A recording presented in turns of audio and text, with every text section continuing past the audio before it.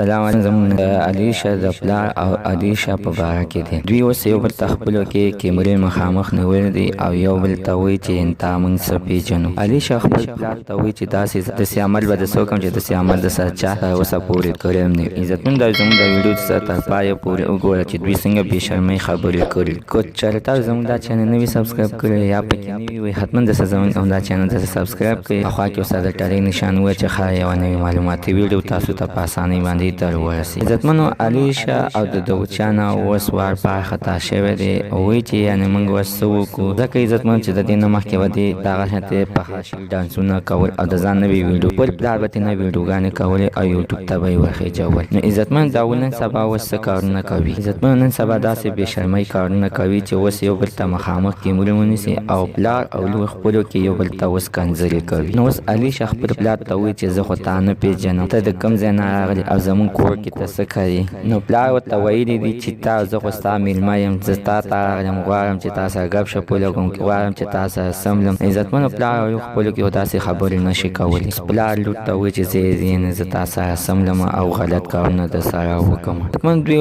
دواړه خپلو کې دومره د حسین خو هم داسې کارونه نه کوي چې څنګه کارونه پلار او لور. عزتمن تاسو د دغه پلار او د لور په خبره باندې څه خیر دی. دوی چې دا کوم کارونه کوي یعنې دوی داسې کارونه دا ښه کوي. عزتمن زموږ ورسره نننۍ معلومات د دې ځای پورې د نوي معلومات دپاره زموږ هم دا چینل ته سبسکرایب پاکې ورسره د ټلې نشان ووایه چې ښایي یوه نوې معلوماتي ویډیو تاسو ته په اسانۍ باندې در ورسېږي.